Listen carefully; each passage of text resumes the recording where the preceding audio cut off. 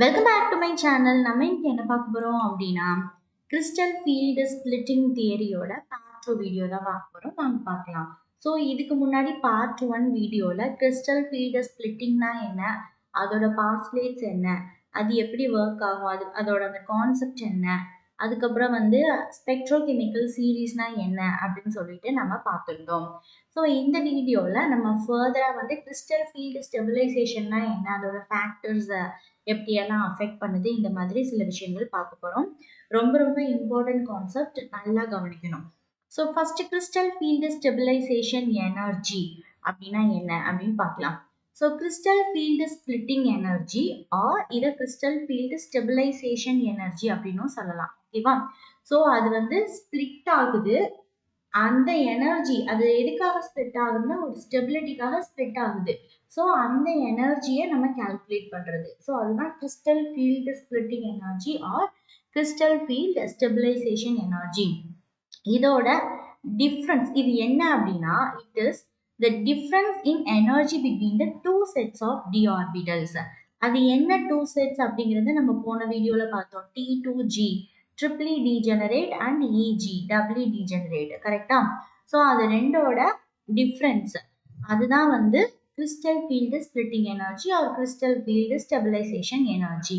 அதோட சிம்பிள் என்னன்னு பார்த்தோம்னா டெல். இந்த சிம்பிளில் வந்து நம்ம வந்து நோட் பண்ணலாம். del E equal to E Ligand field minus E isotropic field. இப்போ magnitude of orbital splitting energy, அதாவது அந்த டெல் அதை வந்து என்னென்ன ஃபேக்டர்ஸ்லாம் அஃபெக்ட் பண்ணுது அப்படின்னு சொல்லிட்டு பார்க்கலாம். ஸோ இந்த பாயிண்ட்ஸ் எல்லாம் எதுக்கு நம்ம ரிமெம்பர் பண்ணணும்னா, நான் ஆல்ரெடி சொன்ன மாதிரி இதில் கரெக்ட் ஸ்டேட்மெண்ட் என்ன, based on CFT choose the correct statement or choose the wrong statement, இந்த மாதிரிலாம் கேட்கறதுக்கு வாய்ப்பு இருக்கு. So that is why we need to learn the postulates factors எல்லாமே. Okay. So first factors affecting the magnitude of orbital splitting energy. So first one என்னன்னு பாருங்க, the larger the value of d orbital splitting energy, the higher the oxidation state of the central ion. அதாவது orbital splitting energy அந்த T2Gக்கும் EGக்கும் நடுவில் larger value இருந்துச்சு அப்படின்னா அந்த central metal அயானோட oxidation ஸ்டேட்டும் அதிகமாக இருக்கும். ஓகேவா? அதுக்கப்புறம் del value of d block elements grows from 3d to 4d, 4d to 5d. அந்த del value வந்து 3d ல இருந்து 4d க்கு போகும், 4d ல இருந்து 5d க்கு போகும். Okay. So as a result, elements in the second and third transition series are morely like to form low spin complex. 4d and 5d ல இருக்கிறது வந்து low spin complex form பண்ணும் compared to 3d. Okay. So the del value of the coordinating entity aids in the classification of complexes. The tetrahedral complex has a value that is roughly half that of the octahedral complex. So tetrahedral complex வந்து octahedral விட half of the value தான் இருக்குன்னு சொல்றாங்க. Okay. So நம்ம கீழே வந்து அதனுடைய வேல்யூஸ்லாம் பார்க்கலாம். ஸோ ஃபர்ஸ்ட் வந்து crystal field theory for octahedral complex. Octahedral காம்ப்ளெக்ஸ்ல எந்த மாதிரி கிறிஸ்டல் ஃபீல்டு தியரி வந்து இருக்கு அப்படின்னு சொல்லிட்டு நம்ம பார்ப்போம். நான் ஃபர்ஸ்டே சொன்ன மாதிரி நான் வந்து ஃபர்ஸ்ட் போன வீடியோல வந்து ஆக்டாஹெட்ரலுக்கும் டெட்ராஹெட்ரலுக்கும் டயக்ராம் வந்து எப்படி இருக்கும் அப்படின்னு சொல்லி போட்டிருந்தேன் பாருங்க. ஆக்டாஹெட்ரல்ல வந்து இஜி கீழே வந்து T2G இருக்கும். டெட்ராஹெட்ரல்ல வந்து மேல T2G அண்ட் இஜி. ட்ரிப்ளி டீஜெனரேட் வந்து டெட்ரால மேல இருக்கும். டீன்னு ஆரம்பிச்சுன்னா டி தான் ஃபர்ஸ்ட் இருக்கும். அதை மட்டும் ஞாபகம் வச்சுக்கோங்க.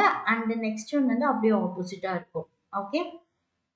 ஸோ ஃபர்ஸ்ட் ஆக்டாஹெட்ரல் காம்ப்ளெக்ஸ்க்கு வந்து நம்ம பார்க்கலாம். The ligand is represented by modest negative charge. Ligand எல்லாமே இதுதான் வந்து ஸ்ட்ரக்சர். ligand வந்து நெகட்டிவ் சார்ஜ்ல வந்து ரெப்ரசென்ட் ஆயிருக்கும். அண்ட் தென் மெட்டல் அயான் வந்து பாசிட்டிவ் சார்ஜ்ல ரெப்ரசென்ட் ஆயிருக்கும் in the middle of the diagram structure. ஓகேவா? So repulsion between the ligands and the d orbitals occurs in octahedral complex as the ligands approach metal ions, raising their energy relative to the free ion. So இந்த ion வந்து என்ன பண்ணும் அப்படின்னா ligands repel dx square y square and dz square orbitals more strongly than the remaining 3 orbitals. ஆக்டாஹெட்ரல்ல first வந்து மேல EG தான் வரும். So இப்போ dx square y square dz square வந்து அந்த T2Gயை விட மோரா வந்து ரெப்பல் ஆகும். இந்த dx square y square and dz square தான் நமக்கு வந்து EG. dxy xz and yz வந்து T2G. ஓகேவா? ஸோ Eg தான் வந்து ரொம்ப ஸ்ட்ராங்கா வந்து ரெப்பல் ஆகும் compared to T2G. As a result, the energies of dxy அதாவது T2G are lower than the energies. நான் ஆல்ரெடி சொன்ன மாதிரி நமக்கு வந்து ஆக்டாஹெட்ரல் காம்ப்ளெக்ஸ்ல Eg தான் மேல வரும். அப்ப அதனால தான் வந்து dx2 y2 dz2 வந்து லோவர் எனர்ஜியா இருக்கு. ஸோ ஈஜிங்கிறப்போ இது வந்து ஹையர் எனர்ஜி, இது வந்து லோவர் எனர்ஜி. ஓகேவா? ஸோ இப்போ நம்ம கொஸ்டின் கூட கேட்கலாம். For octahedral complex which one is having lower energy or higher energy அந்த மாதிரி கேட்கலாம். ஸோ Eg தான் மேல வருது. அப்போ Eg வந்து higher energy.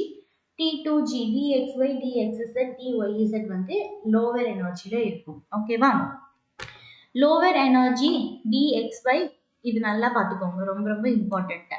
lower energy dxy dxz dyz orbitals are known as T2G orbitals, while higher energy dx2 y2 dz2 orbitals are known as Eg orbitals. ஓகேவா? So இந்த point is very very important. So நல்லா வந்து பார்த்துக்கோங்க, note பண்ணி வச்சுக்கோங்க. Next, crystal field splitting energy or crystal field stabilization energy is the difference in energy between two sets. அது நமக்கு already தெரியும். அண்ட் இதை வந்து நம்ம டெல் அப்படின்னு சொல்லிட்டு ஃபார்முலா டினோட் பண்ணுவோம்னு சொன்னோமா. ஃபார் ஆக்டாஹெட்ரல் காம்ப்ளெக்ஸ் டெல் ஓ. ஓகேவா? ஏன்னா ஆக்டாஹெட்ரல் ஃபர்ஸ்ட் லெட்டர் என்னது ஓ, அதனால டெல் ஓ அப்படின்னு சொல்லிட்டு நம்ம வந்து டினோட் பண்ணலாம். Okay, the Eg orbitals have an energy level of, இது ரொம்ப ரொம்ப important. Eg orbitals have an energy level of plus 0.6 del naught or 3/4, 3/5 del naught above the average. Whereas the T2G orbitals have an energy level of minus 0.4 or minus 2/5 del naught below the average. நான் ஃபர்ஸ்டே சொன்ன மாதிரி octahedral காம்ப்ளெக்ஸ்னா Eg வந்து higher எனர்ஜில இருக்கும் and T2G வந்து lower எனர்ஜில இருக்கும். So ஈஜியோட அந்த energy level வந்து எதுக்கு ஒரு ஆவரேஜா இருக்குன்னா பிளஸ் 0.6 ஆர் 3/5 அண்ட் T2G வந்து minus 0.4 del naught ஆர் minus 2/5 del naught அதுக்கு பிலோ ஆவரேஜ்ல இருக்கும். ஸோ இந்த டயக்ராம் பாருங்க, very very important. So first வந்து டி ஆர்பிட்டல்ஸ் வந்து ஃப்ரீ அயானா இருக்கு ஸ்டேட் 1ல. ஸோ நெக்ஸ்ட் என்ன ஆகும் அப்படின்னு பார்த்தோம்னா ஆர்பிட்டல் வந்து ஸ்பிளிட் ஆகும் பொழுது, ஸ்பிளிட் ஆகுறதுக்கு முன்னாடி stage 2 average energy of d orbitals in spherical crystal field, ஒரு கிறிஸ்டல் ஃபீல்டில் இருக்கு. இதுக்கப்புறம் தான் ஸ்பிளிட் ஆக போகுது. நம்ம ஃபர்ஸ்டே சொன்ன மாதிரி ஆக்டாஹெட்ரல் காம்ப்ளெக்ஸா இருந்துச்சு அப்படின்னா மேலே வந்து இஜி வரும், கீழே வந்து T2G வந்து ஃபார்ம் ஆகும். ஸோ இஜிக்கு வந்து நம்ம எவ்வளோ நம்பர்ஸ் கொடுத்தோம், 0.6 del naught and for T2G minus 0.4 del naught.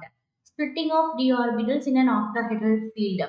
So இப்போ இதில் நம்மளோட காம்பவுண்ட் என்ன, அந்த காம்பவுண்ட் வந்து எத்தனை நம்பர் ஆஃப் எலக்ட்ரான்ஸை வச்சிருக்கு அப்படிங்கிறத பொறுத்து நம்ம இந்த நம்பர்ஸ் இருக்கு பார்த்தீங்களா, 0.6 0.4 இதெல்லாத்தையும் வச்சு மல்டிப்ளை பண்ணி நம்ம அந்த காம்ப்ளெக்ஸோட எனர்ஜியை, ஸ்பிளிட்டிங் எனர்ஜியை we can identify. ஓகேவா? So that is the main important things in crystal field theory. ஓகேவா? ஸோ பாருங்க, crystal field splitting in octahedral complex same அதே தான். ஒரு average energy of d orbital இருக்கு. இது வந்து நமக்கு மேலேயும் கீழேயும் வந்து என்ன ஆகுதுன்னா பிரியுது. நடுவில் இருக்கிறது வந்து ஆவரேஜ் எனர்ஜி லெவல், அதாவது பேரி சென்டர் அப்படின்னு சொல்லிட்டு சொல்லுவாங்க இந்த இது. ஓகேவா? ஸோ அதே தான்.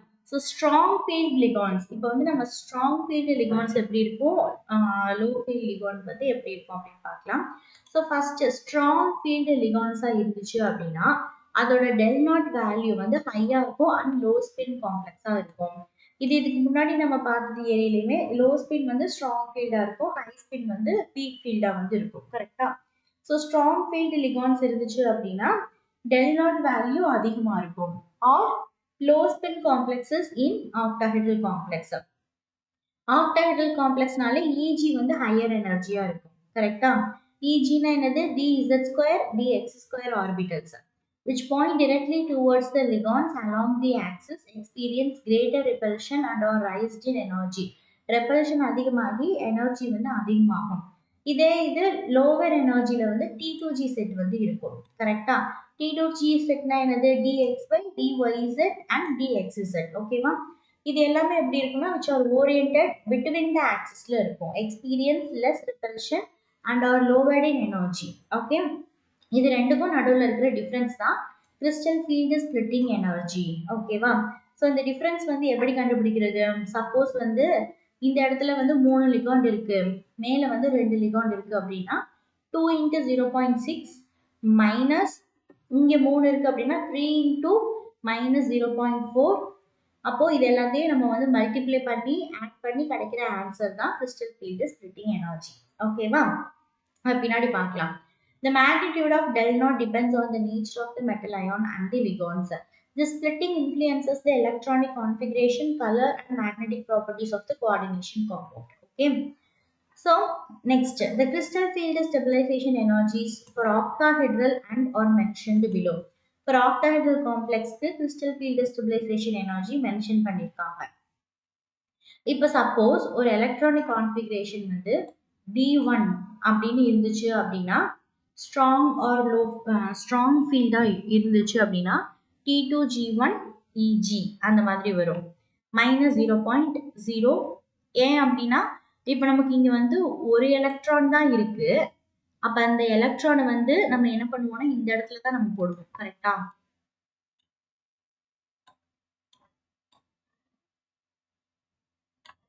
ஸோ ஒரே ஒரு எலக்ட்ரான் தான் இருக்கு. ஸோ அந்த ஒரு எலக்ட்ரானை நம்ம இந்த இடத்துல தான் போடுவோம். அப்போ 1 × 0.4 கரெக்டா.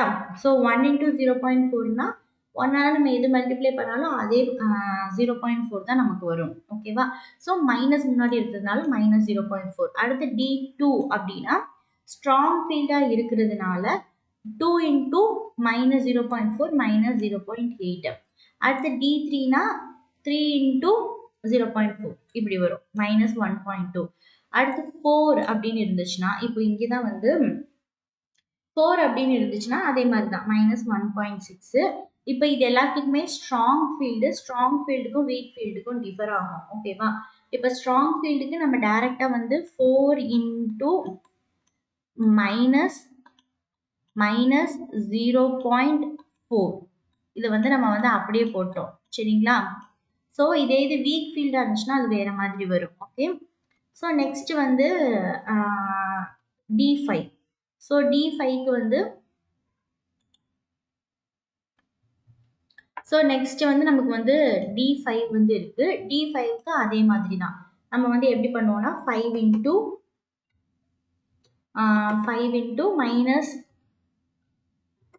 -0.4 ஓகேவா. So -2.0 that is the answer கரெக்டா. -2.0 ஓகே. ஸோ அதே மாதிரி 6க்கு 6 × -0.4, D7க்கு 6 × -0.4 அந்த மாதிரி வந்து வரும். ஓகேவா. ஸோ D7க்கு கவனிங்க, இங்க வந்து 3 நமக்கு வந்து 3 பாக்ஸ் இருக்குமா. இந்த மாதிரி 3 பாக்ஸ் வந்து நமக்கு கிடைக்கும்.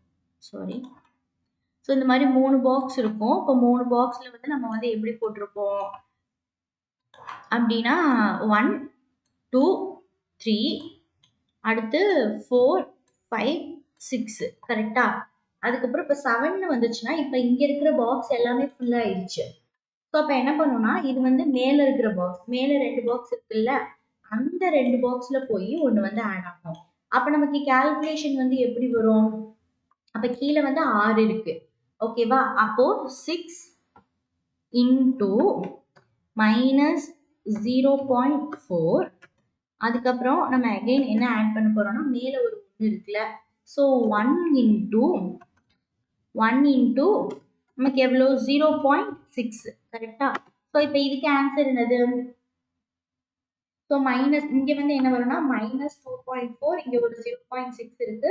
அது நம்ம கழிச்சிட்டோம் அப்படின்னா -1.8 இந்த ஆன்சர் வந்துடும். ஸோ இதுதான் வந்து என்னது அப்படின்னு பார்த்தோம்னா கரெக்டா இருக்கும். 6 × -0.4 + 1 × 0.6 இது நம்ம கால்குலேட் பண்ணும்போது -1.8 வருது.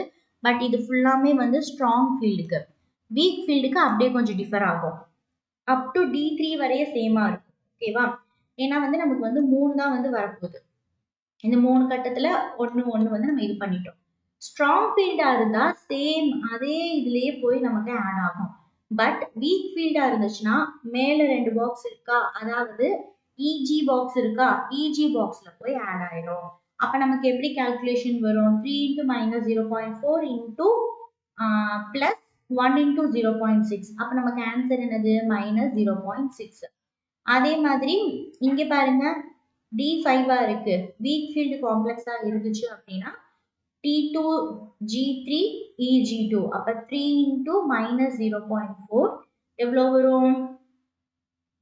minus 1.2 and then 2 into 0.6. அப்போ அது 1.2. minus 1.2 plus 1.2 is equal to 0. அதே மாதிரி T2 EG4 EG2 இதுக்கு minus 0.4. T2 G5 EG2 minus 0.8. இப்போ இதுல எந்த மாதிரி கொஸ்டின் கேட்பாங்கன்னா ஏதாவது ஒரு டிரான்சிஷன் மெட்டல் கொடுத்துருவாங்க. ஃபார் எக்ஸாம்பிள் குரோமியம், அலுமினியம் இந்த மாதிரி. ஃபர்ஸ்ட் நமக்கு அதுக்கு எலக்ட்ரானிக் கான்ஃபிகரேஷன் தெரிஞ்சிருக்கணும். அப்ப அந்த எண்டிங்ல வந்து எந்த மாதிரி முடியுது அப்படின்னு சொல்லிட்டு பார்க்கணும். இப்போ D3ல முடியுது அப்படின்னா நம்ம வந்து ஒன்று இது ரெண்டுல தான் ஏதாவது ஒன்று. அண்ட் அந்த குரோமியத்தோட எந்த மாதிரி லிகாண்ட் வந்து இருக்கு, ஸ்ட்ராங் ஃபீல்ட் லிகாண்டா வீக் ஃபீல்ட் லிகாண்டான்னு சொல்லி கண்டுபிடிக்கணும். ஓகே, ஸோ அந்த லிகாண்டை கண்டுபிடிச்சிட்டு அதுக்கேற்ற மாதிரி நம்ம வந்து -1.2வா +1.2வா -1.6ஆ அந்த மாதிரி நம்ம வந்து கண்டுபிடிச்சு ஆன்சர் எழுதணும். மேக்ஸிமம் இந்த மாதிரியான கொஷின்ஸ் தான் இருக்கும். ஸோ இதே மாதிரி D8க்கு D9 D10 அந்த மாதிரி ஸ்ட்ராங் ஃபீல்டு லிகாண்ட்னா இப்போ நம்ம இங்க பார்க்கும்போது என்ன ஆகும் அப்படின்னு பார்த்தோம்னா, இப்போ நம்ம 3 பாக்ஸ் கொடுக்குறோம். இது வந்து நான் ஸ்ட்ராங் ஃபீல்டு லிகாண்டுக்கு போடுறேன். இப்போ ஸ்ட்ராங் ஃபீல்டு லிகாண்ட் அப்படிங்கிற பொழுது 1 2 3 அகைன் நம்ம இங்கே தான் போடணும். 4 5 6 அப்போ ரிமைனிங் வந்து 2 இருக்கு. அப்போ 2 வந்து நம்ம ஆட்டோமேட்டிக்கா மேல இருக்கிற அந்த நம்ம கன்ஃபார்மா வந்து நம்ம அங்க இருக்கிற இஜிக்கு தான் நம்ம போட்டாகணும். கரெக்டா? ஸோ 1 2 அதுதான் வந்து நமக்கு T26 EG2.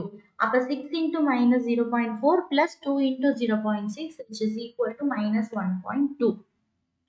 இதே மாதிரி D9 என்ன ஆகும்னா இங்கே இன்னொன்று ஆட் ஆகும். அண்ட் D10 இங்கே இன்னொன்று ஆட் ஆகும். ஸோ இதுக்கு வந்து நமக்கு ரெண்டுக்குமே ஆன்சர் வந்து சேமாக தான் இருக்கும். ஓகேவா? ஸோ ஏன்னா ஆல்ரெடி இங்கே ஃபுல்லாக ஆயிடுச்சு. ஸோ இது ரெண்டும் வந்து நமக்கு சேமாக தான் இருக்கும். ஓகே, ஸோ புரிஞ்சா? இதுல இருந்து கொஸ்டின்ஸ் வந்து கிறிஸ்டல் ஃபீல்டு தியரியில இருந்து கொஸ்டின்ஸ் வந்து இந்த மாதிரி தான் கேட்கறதுக்கு வாய்ப்பு இருக்கு. Okay, so next factors affecting crystal field splitting in octahedral coordination entity. இதுல இருந்து பெருசா எதுவும் வராது, நம்ம கடகடன்னு பார்த்துக்கலாம். ஓகேவா? ஸோ ஃபர்ஸ்ட் வந்து ligand field strength. Different ligand வந்து என்ன பண்ணும் அப்படின்னா டிஃப்ரெண்ட் ஸ்ட்ரென்த் வந்து ப்ரொடியூஸ் பண்ணும். ஃபார் எக்ஸாம்பிள் வந்து ஒரு ஸ்ட்ராங் ஃபீல்டு லிகாண்டா இருந்தாலோ அல்லது வீக் ஃபீல்டு லிகாண்டா இருந்தாலோ டிபெண்ட்ஸ் அப்பான் த லிகாண்ட் அது வந்து டிஃப்ரெண்ட் ஸ்ட்ரென்த்தை வந்து ப்ரொடியூஸ் பண்ணும் சென்ட்ரல் மெட்டல் அயானுக்கு. ஓகேவா? சென்ட்ரல் மெட்டல் அயானை அப்ரோச் பண்ணும் பொழுது மேபி கோவலன்ட் கேரக்டரா இருக்கலாம், எலக்ட்ரோஸ்டாட்டிக் கேரக்டரா இருக்கலாம், அந்த மாதிரி. Okay, so these fields affect the extent to which the d orbitals spread into higher and lower energy levels. And ligands that produce strong field cause a larger splitting. Already சொன்ன மாதிரி strong field na high value and then weak field இருந்துச்சுன்னா lower value இருக்கும். Okay, ability of a ligand வந்து அந்த ligand ஓட ability பொறுத்து தான் d orbital வந்து split ஆகும். ஸோ இதுதான் ஃபீல்டு ஸ்ட்ரென்த் அப்படின்னு சொல்றாங்க. ஓகேவா? ஸோ ஃபீல்டு ஸ்ட்ரென்த்னா என்னது? the ability of a ligand to split the d orbitals into different energy level is known as its field strength. அடுத்து metal ion charge. The charge on the metal ion also plays a significant role in determining the crystal field splitting energy. A higher positive charge on the metal ion increases the attraction between metal ion and the ligands. Metal transition metal மேல positive charge அதிகமா இருந்துச்சுன்னா metal அயானுக்கும் லிகான்ஸ்க்கும் நடுவில் இருக்கிற attraction அதிகமா இருக்கும். Okay, so increased interaction generally results in larger delta naught. So interaction repulsion அதிகமாச்சுன்னா delta naught வந்து கம்மியாகும். அதே மாதிரி நம்ம இதுல பார்க்கும்போது இன்ட்ராக்ஷன் அதிகமா இருந்துச்சுன்னா டெல் நாட் வேல்யூ லார்ஜரா இருக்கும். Okay. Ligands can be arranged in a series known as spectrochemical series. நம்ம போன வீடியோலயே பார்த்தோம் கரெக்டா.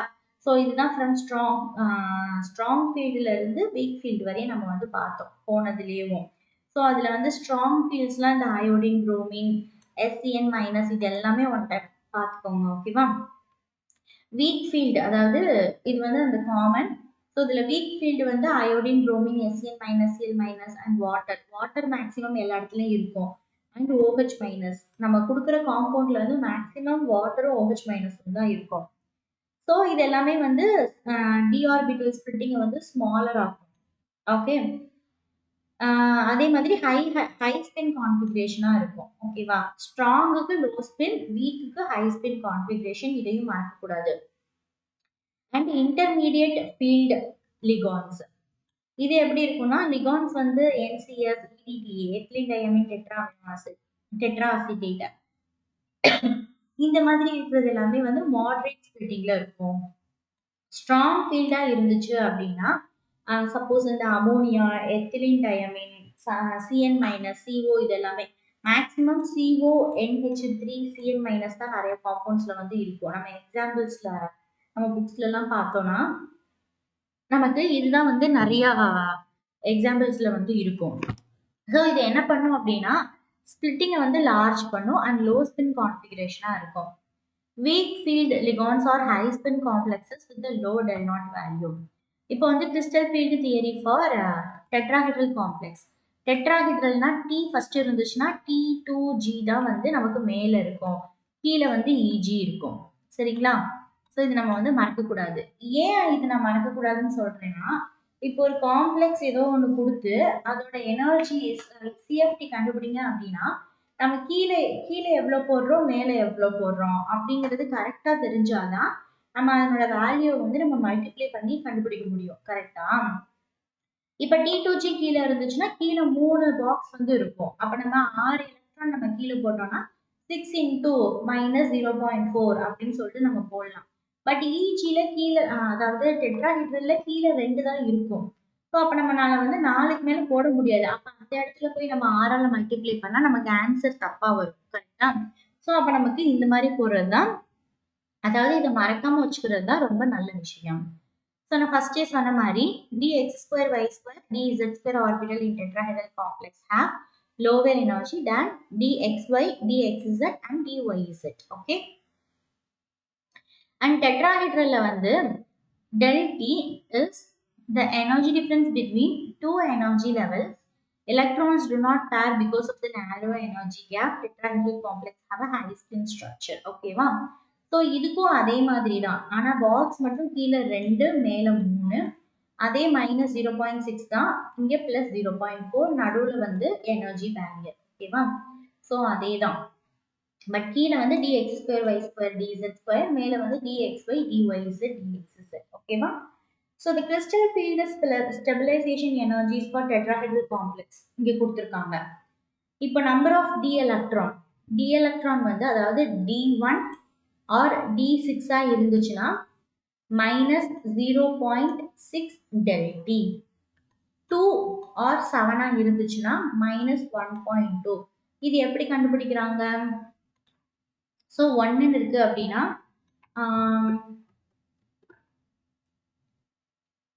-0.6, இங்கே வந்து கீழே -0.6 இருக்கு, இங்கே வந்து மேலே வந்து +0.4 இருக்கு. ஓகேவா. ஸோ நம்ம அங்கே பார்த்தப்போ கீழே வந்து -0.4 மேலே வந்து +0.6. ஸோ இதை வந்து நம்ம மறக்கக்கூடாது. ஸோ அப்போ வந்து இங்கே வந்து கீழே -0.6 இருக்கு. So it is very very important. இதுதான் நமக்கு கன்ஃபியூஸ் பண்ணும். சரியா. ஸோ டெட்ராஹெட்ரல் காம்ப்ளெக்ஸில் இப்போ இங்கே 1 இருந்துச்சுன்னு வச்சுக்கோங்களேன், நமக்கு கீழே தான் வந்து EG. அப்போ EGயில் நம்ம என்ன பண்ணுவோம்னா 1 மட்டும் தான் போடுவோம்.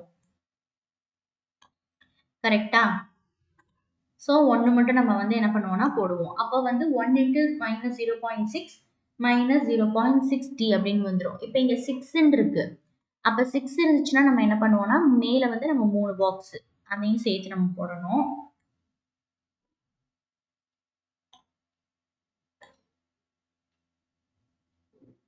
ஸோ ஆரோ வந்து ஃபர்ஸ்ட் வந்து நம்ம கீழே கம்ப்ளீட் பண்ணிடணும். ஓகேவா? ஸோ 1 2 3 4 5 6 ஓகேவா? ஸோ இப்போ நமக்கு எப்படி கால்குலேட் பண்ணுவோம் அப்படின்னு பார்த்தோம்னா கீழே வந்து 4 இருக்கு. 4 இன்டூ மைனஸ் 0.6 அதுக்கப்புறம் பிளஸ் மேலே 2 இருக்கு 2 இன்டூ 0.4 ஓகேவா? ஸோ ஃபர்ஸ்ட் இது வந்து என்ன வரும் 6 18 24 6 12 18 24 மைனஸ் 2.4 இங்கே வந்து 8 நம்ம இது பண்ணோம்னா மைனஸ் 0.6 ஓகேவா? ஸோ ஆன்சர் வந்துருச்சா? ஸோ 1க்கும் 6க்கும் சேமாக இருக்கு. இப்போ அதே மாதிரி தான் இங்கே 2 போட்டோம்னா 2 இன்டூ மைனஸ் 0.6 மைனஸ் 1.2 7ன்னு போட்டோம் அப்படின்னா இங்கனுக்குள்ள இன்னொன்று வந்து ஆட் ஆகும். அப்போ வந்து சாரி இங்கனுக்குள்ள வந்து இன்னொன்று வந்து ஆட் ஆகுது. அப்போ கீழே 4 இன்டூ மைனஸ் 0.6 மேலே வந்து 3 இன்டூ 0.4 மைனஸ் 0.8 ஓகேவா? இதுதான் ஆன்சர். அதே மாதிரி 4 அப்படின்னா இங்கே இன்னொன்று ஆட் ஆகும். ஸோ இங்கே வந்து ஆப்போசிட் ஸ்பின்ல இன்னொன்று ஆட் ஆகும். அப்போ இந்த ஆன்சர். ஸோ 5 அப்படின்னா அகெயின் இன்னொன்று ஆட் ஆகுது 0 ஆயிடும். ஓகே? ஸோ இதுதான் இது ரொம்ப ரொம்ப இம்பார்ட்டன்ட். நம்ம கன்ஃபியூஷன் ஆகிடவே கூடாது. நமக்கு சப்போஸ் எந்த காம்ப்ளெக்ஸ்னாலும் கொடுக்கலாம். ஒரு ஆக்டாஹெட்ரல் காம்ப்ளெக்ஸ்னாலும் கொடுக்கலாம், டெட்ராஹெட்ரல் காம்ப்ளெக்ஸ்னாலும் கொடுக்கலாம். கொடுக்குற காம்ப்ளெக்ஸ்க்கு ஏற்ற மாதிரி நம்ம வந்து பண்ணிடணும். ஸோ இதோட லிமிடேஷன்ஸ் பார்க்கலாம். ஸோ லிமிடேஷன்ஸ் என்ன அப்படின்னு பார்த்தோம்னா crystal field theory was able to satisfactorily describe the coordination compound synthesis structure optical and magnetic properties. இது எல்லாத்தையுமே சொல்லிடுது. இதை எல்லாத்தையும் சொன்னாலும் சில ஃபேக்டர்ஸ் அது வந்து ஹைபோதசிஸ் பண்ண முடியல. Okay. Covalent bonding is found in some transition metal complex. சில காம்ப்ளெக்ஸ்ல கோவலன்ட் பாண்ட் வந்து இருக்கு. நான் ஃபர்ஸ்ட் வீடியோல சொன்ன மாதிரி crystal field splitting theory வந்து எலக்ட்ரோஸ்டாட்டிக் அட்ராக்ஷன் வந்து இருக்கு. பட் ஆனால் சம் காம்பவுண்ட்ஸ்ல வந்து கோவலன்ட் பாண்டிங்கும் இருக்கு அப்படின்னு சொல்றாங்க. அண்ட் இந்த spectrochemical series the order of the ligands because ligands are point charges, anionic ligands are having a stronger splitting effect. So the anionic ligands on the other hand are at the bottom of the spectrochemical series. So spectrochemical seriesல வந்து அந்த anionic ligands பாட்டம்ல போட்டிருக்காங்க. அதுவும் ஒரு விதமான limitation அப்படின்னு சொல்றாங்க. ஓகேவா? So இப்போ நம்ம வந்து crystal field theory, ligand field theory ரெண்டு இருக்கு. இது ரெண்டுக்கும் என்ன டிஃப்ரென்ஸ் அப்படின்ட்டு மைன்யூட்டா பார்க்கலாம். ஸோ ஃபர்ஸ்ட் பார்த்தோம்னா கிறிஸ்டல் ஃபீல்டு தியரி இது எதை டிஸ்கிரைப் பண்ணுதுன்னா effect of electric field of neighbouring ion on the energy of valence orbital. So electric field முக்கியமாக வந்து டிஸ்கிரைப் பண்ணுது. இது என்னன்னு பார்த்தோம்னா லிகான் ஃபீல்ட் தியரி அப்படிங்கிறது ஆர்பிட்டல் அரேஞ்ச்மெண்ட், பாண்டிங், அதுக்கப்புறம் கோஆர்டினேஷன் காம்ப்ளெக்ஸோட அதர் கேரக்டரிஸ்டிக்ஸை எவாலுவேட் பண்ணுது, டிஸ்கிரைப் பண்ணுது. அண்ட் இது மெட்டலுக்கும் அயானுக்கும் நடுவில் இருக்கிற எலக்ட்ரோஸ்டாட்டிக் இன்ட்ராக்ஷனை மட்டும்தான் என்ன பண்ணுதுன்னா டிஸ்கிரைப் பண்ணுது. பட் இது வந்து கோவலன்ட் பாண்டிங் அதையும் சேர்த்து நமக்கு வந்து டிஸ்கிரைப் பண்ணுது, இன்க்ளூடிங் தி எலக்ட்ரோஸ்டாட்டிக் இன்ட்ராக்ஷன். இது எலக்ட்ரானிக் ஸ்ட்ரக்சர் ஆஃப் டிரான்சிஷன் மெட்டல்ஸ்க்கு வந்து ஹெல்ப்ஃபுல்லா இருக்கு கண்டுபிடிக்கிறதுக்கு. இது எலக்ட்ரானிக் அண்ட் ஆப்டிக்கல் கேரக்டரிஸ்டிக்ஸ் ரெண்டையுமே நமக்கு கண்டுபிடிக்கிறதுக்கு ஹெல்ப்ஃபுல்லா இருக்கு. இது வந்து குவைட் அன்ரியலிஸ்டிக், இது வந்து realistic in comparison to crystal field theory. So நம்ம இவ்வளோ பார்த்தோம். அப்ளிகேஷன்ஸ் என்னென்னங்கிறது கொஞ்சம் நம்ம டீட்டெயிலாக பார்த்துக்கலாம். ஓகேவா? இதோட அப்ளிகேஷன்ஸ் வந்து என்னென்ன அப்படின்னு பார்த்தோம்னா it extracts thermodynamic properties from the optical spectra of minerals and other substance. அதாவது தெர்மோடைனமிக் ப்ராப்பர்ட்டிஸை வந்து என்ன பண்ணுதுன்னா எக்ஸ்ட்ராக்ட் பண்ணி அதுல இருந்து சில கான்செப்ட்ஸை கொடுக்குது. By considering crystal field stabilisation energy many features of geochemistry of transition metals can be explained. அதுக்கப்புறம் it is mainly used to explain the property of coordination complex. coordination complex ஓட ப்ராப்பர்ட்டியை வந்து எக்ஸ்பிளைன் பண்ணுது. அதே மாதிரி stability magnetic properties of the metal complex அதையும் explain பண்ணுது. the more the CFSE is, the more stable the complex. This helps with determining the stability of complex. For example, D4 low spin complex அப்படின்னு இருந்துச்சுன்னா the splitted d electrons வந்து எப்படி இருக்கும்னா 4 T2G கரெக்டா. இது வந்து ஒரு octahedral complex, அதனால தான் T2G வந்து கீழே வந்திருக்கு. ஸோ அந்த 4ஐயும் நம்ம இப்படி போட்டுடுறோம். அப்போ octahedralனா கீழே -0.4 into 4, அப்போ -1.6 del naught. ஓகேவா. ஸோ இந்த மாதிரி இருக்கிறதுனால இதை யூஸ் பண்ணி நம்ம என்ன பண்ணிக்கலாம்னா ஸ்டெபிலிட்டியை வந்து நம்ம கண்டுபிடிச்சிக்கலாம். எனர்ஜி கம்மியா இருந்துச்சுன்னா ஸ்டெபிலிட்டி அதிகமா இருக்கும். இது வந்து ஆல்ரெடி வந்து எனர்ஜியும் ஸ்டெபிலிட்டியும் inversely proportional to each other. So CFSE ரொம்ப கம்மியா இருக்கு. So the compound have more stabilization energy. ஓகேவா, more stability. Okay, it explains the reason behind the colour of the complex. When metal complexes undergo DD transition responsible for the color. This property is useful for making pigmentation and dyes. Okay, ma? It also explains the formation of low spin and high spin complex. Strong field ligands split the d orbitals up to a larger extent. Okay, ma? Thus, the pairing of electrons takes place and the complex is a low spin. So, இதெல்லாம் வந்து application. So, இன்னைக்கு நம்ம வீடியோல crystal field stabilization energy na enna and the difference பார்த்தோம். And then நம்ம tetrahedral complex and octahedral complex crystal field stabilization energy பார்த்தோம். crystal field தியரிக்கும் ligand தியரிக்கும் நடுவில் இருக்கிற டிஃபரன்ஸ் பார்ப்போம். இதே மாதிரி நெக்ஸ்ட் வீடியோல இன்னொரு கான்செப்டோட மீட் பண்றேன். பாய்.